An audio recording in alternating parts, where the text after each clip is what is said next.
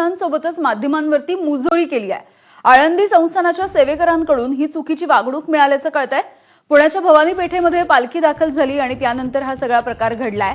निरंजन नाथ यांनी माध्यमांवरती सुद्धा संताप व्यक्त केलाय।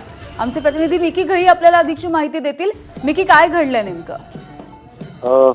संत ज्ञानेश्वर महाराजांची पालखी काल रात्री पुण्यातील भवानी पेठ पालखी विठोबा मंदिर आहे त्या ठिकाणी मुक्कामी येते।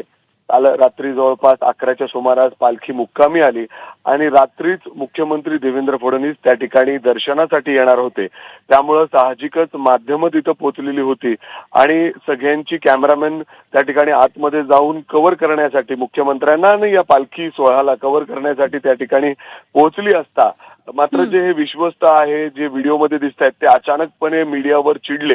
सगळे कॅमेरामॅन जे होते त्यांना बाहेर काढण्यात आलं। ज्या पद्धतीने ते रिॲक्ट करत होते किंबहुना त्यांनी ज्या पद्धतीने ते वागणूक देत होते बोलत होते हे देखील ते या व्हिडिओज मधून स्पष्ट होतं। कदाचित त्यांनी आम्हाला विनंती केली असती, एक जागा दिली असती, मात्र तसं काही न करता थेट संपूर्ण मीडियाला बाहेर हुसकून दिलं।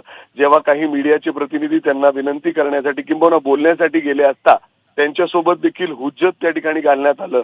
मात्र थेट पोलिसांवर देखील ते चिडले। पोलिसांना सांगून मीडियाला बाहेर काढा अशा पद्धतीने त्या ठिकाणी वागणूक देण्यात आली आणि त्यानंतर जर आपण बघितलं तर मुख्यमंत्री जेव्हा आत आले तेव्हा सुद्धा मोठा गोंधळ त्या ठिकाणी उडालेला आहे आणि त्यामुळेच स्वतः मुख्यमंत्र्यांनी देखील या संदर्भात दखल घेतलेली आहे। ज्या पद्धतीने गर्दी झालेली होती आणि ही सगळी व्यवस्था आणि नियोजन पोलिसांचं आहे, पोलिसांनी करायला हवं होतं।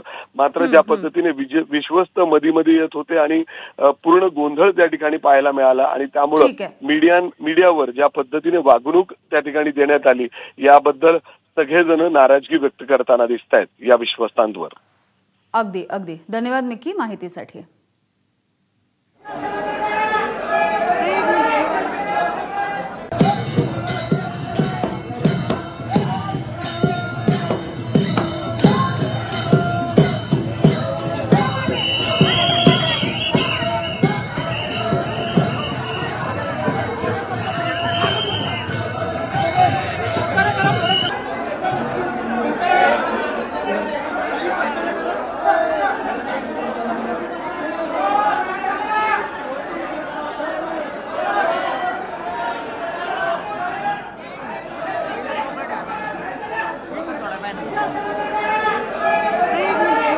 तर याच पालख्यांच्या सोहळ्याच्या वेळेला मुख्यमंत्री देवेंद्र फडणवीस सुद्धा उपस्थित होते आणि एकूणच हा गदारोळ झालेला आपण पाहतोय। या गोंधळाच्या नंतर मुख्यमंत्र्यांनी याची दखल घेतली आणि नेमकं काय म्हटलंय आपण बघूयात। आमच्या वारीचा आणि पालखीचा जो काही मूळ तत्व आहे, मूळ अर्थ आहे ते आनंददायी अशा प्रकारचं तत्व आहे।